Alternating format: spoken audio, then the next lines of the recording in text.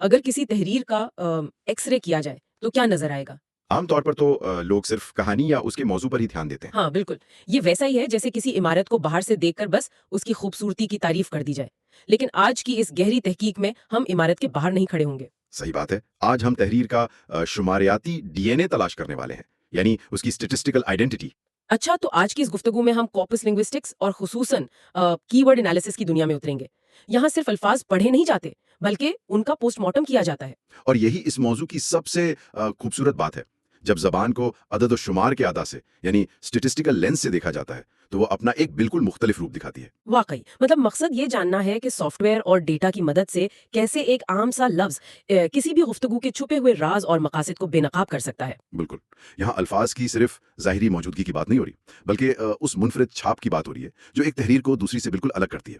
زبان دراصل ایک زندہ وجود کی طرح ہے۔ صحیح، یہ صرف الفاظ گننے کی کوئی مشق نہیں ہے، یہ سمجھنے کا جدید طریقہ ہے کہ لفظوں کے چناؤ میں انسانی سوچ کس طرح اپنا عکس چھوڑتی ہے۔ ہاں، اور جب ہم اسے بڑے پیمانے پر ڈیٹا کی شکل میں دیکھتے ہیں تو پتہ چلتا ہے کہ ہمارا معاشرہ خود کو بیان کرنے کے لیے کن راستوں کا انتخاب کر رہا ہے۔ ٹھیک ہے، آئیں اسے تھوڑا کھول کر سمجھتے ہیں۔ جب بھی کسی تحریر کی شناخت کی بات آتی ہے تو بنیادی سوال یہ پیدا ہوتا ہے کہ بھیڑ میں پہچان کیسے بنائی جائے۔ یہ بہت اہم سوال ہے۔ زبان تو وہی ہے جو سب بولتے ہیں، پھر ایک تحریر دوسری سے منفرد کیسے ہوتی ہے؟ ایگزیکٹلی، یہاں دو بنیادی تصور سامنے آتے ہیں، ایک ہے فریکوینسی لسٹ اور دوسرا ہے کی ورڈ لسٹ۔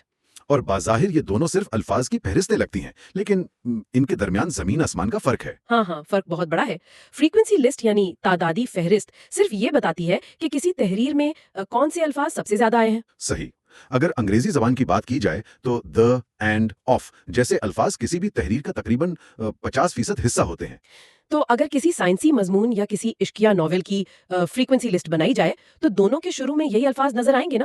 اس سے تحریر کی روح تو سمجھ نہیں آتی۔ بالکل نہیں آتی۔ فریکوینسی لسٹ کا تعلق صرف بیانیہ ہونے سے ہے، یعنی وہ اسٹرکٹلی ڈسکرپٹیو ہوتی ہیں، جو جیسا ہے اسے گنتی کر کے دکھا دیا جاتا ہے۔ اچھا، اس فرق کو ایک تمثیل سے دیکھتے ہیں۔ جی، فرض کریں اگر کسی ہسپتال میں جا کر یہ گننا شروع کر دیا جائے کہ وہاں کتنے لوگوں نے جوتے پہنے ہوئے ہیں۔ تو ظاہر ہے تقریباً ہر شخص کے پاؤں میں جوتے ہوں گے۔ ہاں بالکل، یہ فریکوینسی لسٹ ہے جو موجودہ حالات تو بتا رہی ہے لیکن اس ہسپتال کی کوئی منفرد بات نہیں بتا رہی۔ صحیح، لیکن اگر تھوڑا غور کیا جائے تو ہسپتال میں سفید لیب کوٹ پہننے والوں کی تعداد کسی بھی عام بازار یا دفتر کے مقابلے میں غیر معمولی طور پر زیادہ ہوگی۔ او واو، یہ سفید کوٹ والی مثال اس تصور کو بالکل واضح کر دیتی ہے۔ یہ سفید کوٹ اس ہسپتال کا کی ورڈ ہے، یہی فرق ہے عام ہونے میں اور منفرد ہونے میں۔ اور یہی جو عام ہونے اور منفرد ہونے کا فرق ہے یہی اصل میں کارپس لنگوسٹکس کی بنیاد ہے۔ مطلب کی ورڈ لسٹ مقابلے پر مبنی ہوتی ہے نا، یعنی وہ کمپیریٹو ہوتی ہے۔ بالکل، جب تک دو مختلف چیزوں کا آمنے سامنے مقابلہ نہیں کیا جاتا تب تک یہ طے نہیں کیا جا سکتا کہ کسی مخصوص تحریر کی پہچان کیا ہے۔ اچھا، تو اگر ایک سیاسی تحریر میں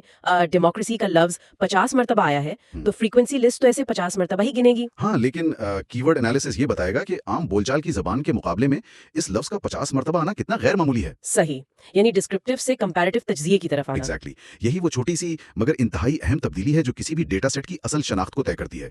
بغیر مقابلے کے اہمیت کا اندازہ لگانا ناممکن ہے۔ تو اس کا مطلب یہ ہوا کہ ڈسٹنکٹیو یا منفرد ہونا اکیلے طے نہیں ہو سکتا۔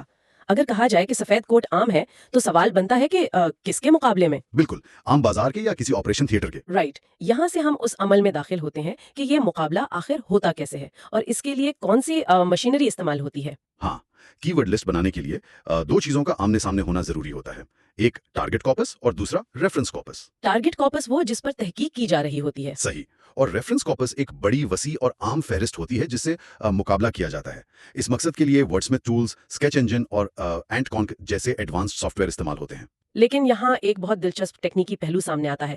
یہ سافٹ ویئر صرف سادہ پرسنٹیجز یا فیصد نہیں نکالتے، یہ لاگ لائکلیہڈ نام کا ایک اسٹیٹسٹیکل فارمولا لگاتے ہیں۔ لاگ لائکلیہڈ کو سمجھنا واقعی بہت ضروری ہے کیونکہ یہی وہ انجن ہے جو اس پوری تحقیق کو چلاتا ہے۔ تو اس فارمولا کی ضرورت کیوں پیش آتی ہے؟ دیکھیں، عام طور پہ ذہن میں یہ سوال آ سکتا ہے کہ اگر ایک لفظ ٹارگٹ کارپس میں 5% ہے اور ریفرنس میں 1% تو وہ ضرور کی ورڈ ہوگا۔ ہاں، بظاہر تو یہی لگتا ہے۔ لیکن زبان اتنی سادہ نہیں ہوتی۔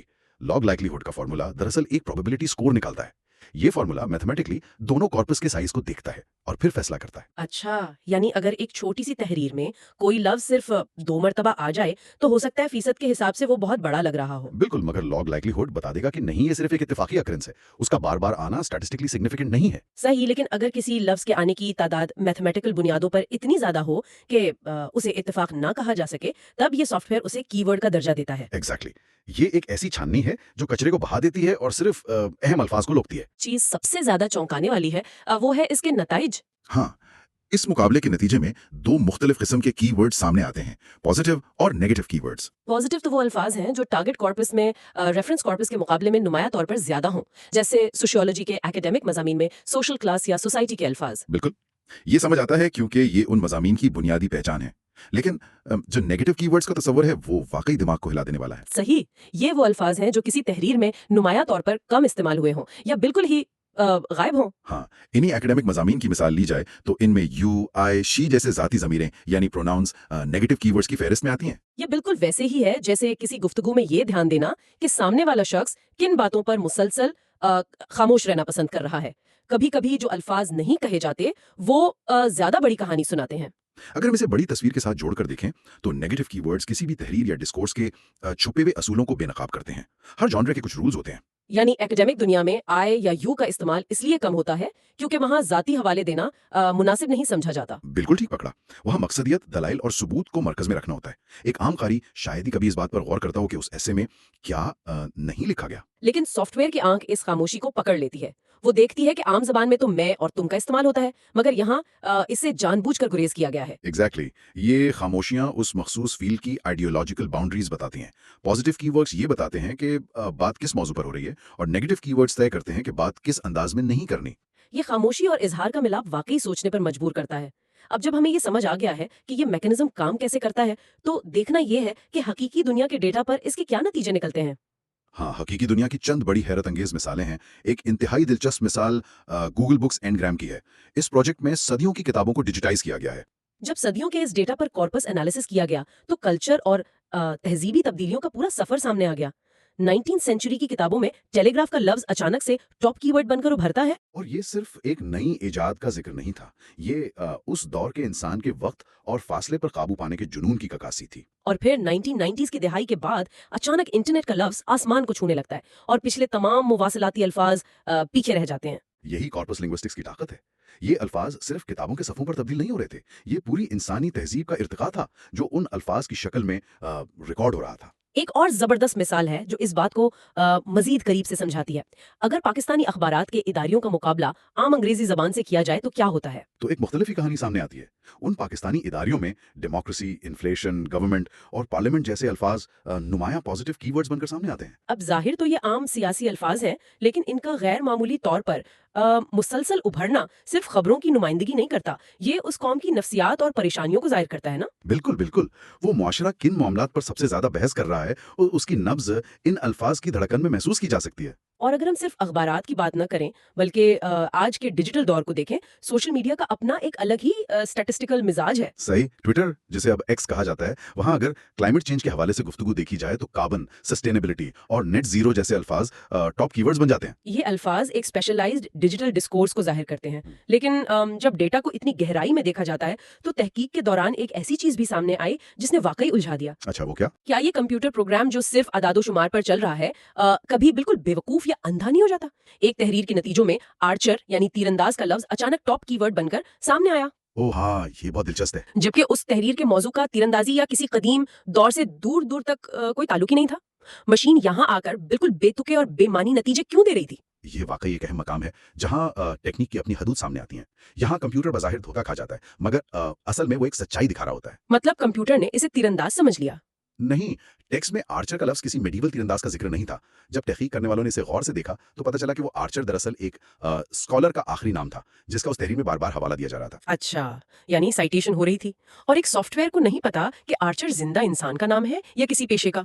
एग्जैक्टली, कंप्यूटर का एल्गोरिदम तो सिर्फ स्ट्रिंग्स ऑफ कैरेक्टर्स देखता है। उसने देखा कि ARCHER के हुरूफ आम जबान के मुकाबले में यहाँ ज्यादा आए हैं। तो इस एनोमली से एक अहम तकनीकी तस्वुर जन्म लेता है ना, जिसे कंकॉर्डेंस एनालिसिस कहा जाता है। बिल्कुल ठीक कहा। इसका मतलब यह है कि किसी भी कीवर्ड को अकेले आइसोलेशन में देखना काफी नहीं है। उस लफ्ज को उसके आसपास के जुमलों में रखकर पढ़ना पड़ता है। सही, ताकि असल मफहूम तक रसाई हो सके। सॉफ्टवेयर सिर्फ इशारा कर सकता है, लेकिन इंसानी कॉन्टेक्स्ट के बगैर वो इशारा बेमानी है। ये कंकॉर्डेंस एनालिसिस वाली बात वाकई इंसान और मशीन का मेल है। मशीन ने बता दिया कि ये लफ्ज अहम है, मगर उस लफ्ज के आगे पीछे के जुमले पढ़कर इंसान ने तय किया कि ये स्कॉलर का नाम है। आर्चर वाली इस मिसाल ने वाकई ये वाजे कर दिया कि सिर्फ सॉफ्टवेयर पर मुकम्मल भरोसा नहीं किया जा सकता। कीवर्ड लिस्ट को समझने के लिए मेथोडोलॉजिकल पिटफॉल्स यानी तहकीकी उलझनों से बचना जरूरी है। इसमें रेफरेंस कॉर्पस का इंतखाब सबसे संगीन मसला है। अगर कोई तहकीककार एक मेडिकल कॉर्पस का मुकाबला عام بول چال کی انگریزی سے کرے تو کیا ہوگا؟ ہر چھوٹا موٹا تکنیکی لفظ یا دوا کا نام کی ورڈ بن جائے گا نا، کیونکہ عام زبان میں تو وہ الفاظ نہیں ہوتے۔ صحیح۔ نتیجہ یہ ہوگا کہ لسٹ ہزاروں الفاظ پر مشتمل ہوگی اور کوئی اصل انسائٹ نہیں ملے گی۔ لیکن اگر اسی میڈیکل کارپس کا مقابلہ کسی دوسرے سائنس کے کارپس سے کیا جائے تو بہت کم مگر انتہائی مخصوص میڈیکل الفاظ سامنے آئیں گے۔ یعنی ریفرنس کا پس منظر بدلنے سے پورا کا پورا نتیجہ ہی بدل جاتا ہے۔ کانٹیکسٹ طے کرتا ہے کہ کیا اہم ہے اور کیا نہیں۔ بالکل، کانٹیکسٹ تحقیق کی جان ہے، اور اس میں ایک اور بڑی تحقیقی الجھن یہ ہے کہ کبھی کبھی کوئی لفظ اسٹیٹسٹیکلی تو سگنیفیکنٹ ہوتا ہے مگر کانسیپچولی اس کا کوئی مفہوم نہیں ہوتا۔ اس کی ایک بہت مزاحیہ مثال ہے، جب طلبہ کے ایکیڈیمک ایسیز کا تجزیہ کیا گیا تو وہاں پی اور ابد دونوں ٹاپ کی ورڈز بن کر سامنے آئے۔ ہاں، یعنی پیج نمبر اور پچھلے حوالے کو دہرانے کا نشان۔ بالکل، لاگ لائکلیہڈ کے نمبرز نے بتا دیا کہ یہ میتھمیٹکلی کی ورڈز ہیں، لیکن اصل میں ان کا کسی ایکیڈیمک کانسیپٹ سے کوئی واسطہ نہیں، یہ تو صرف فارمیٹنگ کی ایک عادت ہے۔ اگر کوئی انہیں دیکھ کر یہ نتیجہ نکال لے کہ طلبہ پی اور ابٹ کے فلسفے پر بحث کر رہے ہیں تو یہ ایک بہت بڑی تحقیقی خطا ہوگی۔ اسی لیے کہا جاتا ہے کہ نمبرز کبھی خود نہیں بولتے، انہیں بلوانے کے لیے انسانی فہم کی ضرورت پڑتی ہے۔ یہ بہت آنکھیں کھولنے والی بات ہے۔ اب جیسے پاور کے لفظ کو ہی دیکھ لیں، ایک کی ورڈ لسٹ میں پاور کا لفظ تو پرومیننٹ ہو گیا، لیکن جب تک اسے پورے جملے میں نہیں دیکھا جائے گا، کسی کو کیسے پتا چلے گا کہ سیاسی طاقت کی بات ہو رہی ہے یا بجلی کی؟ یا پھر معاشرے میں رشتوں کے درمیان پاور ریلیشنز پر بحث ہو رہی ہے۔ اگر اس ساری گفتگو کا نچوڑ ایک آسان تمثیل میں بیان کیا جائے تو یہ میٹل ڈیٹیکٹر کی طرح کام کرتا ہے۔ Metal detector? اچھا، یہ دلچسپ ہے، کیسے؟ جب زمین پر میٹل ڈیٹیکٹر گھمایا جاتا ہے تو اچانک مشین بلیپ کرتی ہے۔ یہ آواز لاگ لائکلیہڈ اور اسٹیٹسٹیکل سگنیفیکنس ہے۔ مشین پورے یقین سے بتا رہی ہوتی ہے کہ زمین کے نیچے کچھ خاص ہے۔ صحیح، مگر وہ بیچاری مشین یہ نہیں بتا سکتی کہ وہاں مٹی میں دبا ہوا کوئی قیمتی سونے کا سکہ ہے یا کسی کولڈ ڈرنک کا زنگالوت ڈھکن۔ سونے کا سکہ وہ منفرد الفاظ ہیں جو تحریر کی روح کو ظاہر کرتے ہیں، جیسے ڈیموکریسی، اور کولڈ ڈرنک کا ڈھکن وہ پی اور ابڈ جیسے الفاظ ہیں جن کا کوئی خاص مطلب نہیں ہوتا۔ بہت اعلیٰ تمثیل ہے۔ اس کے لیے کسی بھی تحقیق کار کو خود کسی اٹھانی پڑتی ہے، زمین کھود کر دیکھنا پڑتا ہے کہ اصل چیز ہے کیا۔ اور یہی کھود کر نکالنے کا عمل دراصل کنکارڈنس اور کانٹیکسٹ کو سمجھنے کا عمل ہے۔ یہ تمثیل اس پورے پروسیس کو واقعی کلیئر کر دیتی ہے۔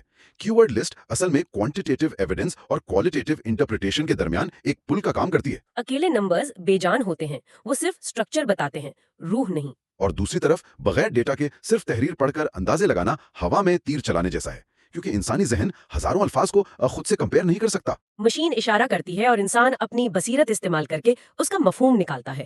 جب دونوں پہلو ایک ساتھ ملتے ہیں تب جا کر کسی کارپس کی اصل شناخت ظاہر ہوتی ہے۔ یہ فہم و ادراک کی ایک ایسی سطح ہے جہاں تحریر عادت و شمار کی زبان میں اپنی اصل کہانی سنا رہی ہوتی ہے۔ اگر اس گہری تحقیق کو آخری نتیجے کی طرف لایا جائے تو آج کے اس تفصیلی گفتگو سے یہ بات بالکل نمایاں ہو جاتی ہے کہ کی ورڈ انالیسس صرف چند الفاظ کی فہرست بنانے کا نام نہیں ہے۔ بالکل نہیں، یہ ایک باقاعدہ سائنسی تجزیہ ہے کہ کوئی بھی تحریر اپنی عام عادت سے آگے بڑھ کر اپنی منفرد پہچان کیسے طے کرتی ہے۔ چاہے وہ پاکستانی اخبارات کے اداریے ہوں یا صدیوں پرانی کتابیں جن میں تہذیب کا ارتقا قید ہو، ہر جگہ ایک شماریاتی شناخت چھپی ہے۔ اور اس شماریاتی وجود کو ذہن میں رکھتے ہوئے ایک بہت ہی اہم خیال ذہن میں آتا ہے۔